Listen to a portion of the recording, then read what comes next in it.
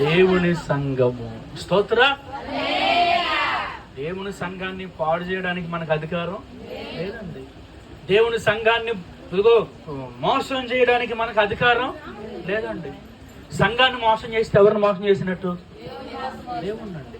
సంఘాన్ని దెబ్బతీస్తే ఎవరు దెబ్బతీసినట్టు? సంఘం మీద రాయేస్తే ఎవరి మీద రాయేసినట్టు? సంఘాన్ని పీకితే ఎవరిని పీకినట్టు?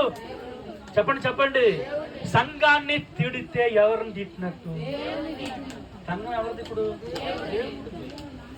దేవుని స్తోత్రం చెప్పండి. ఇప్పుడు ఓర్పు సహనం అనేది ఈ సంఘానికి ఎలా వచ్చింది? ఎఫెసీ సంఘానికి. పిల్లరా, ఈ ఎఫెసీ సంఘం వెళ్ళి ఏ కొట్లోనైనా సహనాన్ని ఓర్పును కొనుక్కొచ్చుకుందా? గమనించండి. ఈ సహనము ఓర్పు ఏ కొట్లో దొరికింది? పిల్లరా గమనించండి. ఏ మనిషి దగ్గర దొరికింది? ఏ ఇంట్లో దొరికింది? ఎక్కడ దొరికింది సహనము? అంటే సహనమునకు కేర్ ఆఫ్ అడ్రస్ ప్రభు అయిన యేసుక్రీస్తు. చప్పలు కొట్టి ప్రభుని స్తుతిద్దాం, గట్టిగా కొడదాం. హల్లెలూయా. సహనానికి ఓర్పుకి సహనమునకు ఓర్పునకు పెట్టిన పేరు ఎవరంటే ప్రభు అయిన యేసుక్రీస్తు. ఇప్పుడు సహనం ఎక్కడి నుండి వచ్చింది? ఓర్పు ఎక్కడి నుంచి వచ్చింది? ఓర్పు ఎక్కడి నుంచి రావాలి?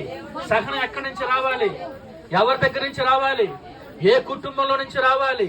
ఏ వ్యక్తిలో నుంచి రావాలి? ఎవరిని చూసి నేర్చుకుందాం. చాలా మంది ఇక్కడ పప్పులో కాలేసేస్తున్నారు. ఎందుకు తెలుసా? ఒక వ్యక్తిని చూస్తున్నారు, ఆ వ్యక్తిని అనుసరిస్తున్నారు, ఆ వ్యక్తిని ఫాలో అవుతున్నారు. ఆ వ్యక్తి ఎలా మాట్లాడితే అలా మాట్లాడుతున్నారు, ఆ వ్యక్తి ఎలా నడిస్తే అలా నడుస్తున్నారు, ఆ వ్యక్తి ఎలా ఉంటే అలా ఉంటున్నారు. కొన్నాళ్ళకి వీళ్ళు కూడా ఆ వ్యక్తిలాగా మారిపోతున్నారు. ఆ వ్యక్తి ఎలా కటింగ్ చేయించుకుంటే అలా కటింగ్ చేయించుకుంటున్నారు. ఆ వ్యక్తి ఎలా కళ్ళజోడు పెడితే అలా కళ్ళజోడు పెడుతున్నారు. ఆ వ్యక్తి పంచి కడితే పంచి కడుతున్నారు. ఆ వ్యక్తి లాగేసుకుంటే, ఆ వ్యక్తి ప్యాంట్ వేసుకుంటే, ఆ వ్యక్తి ఎలా తింటే ఆ వ్యక్తి ఎలా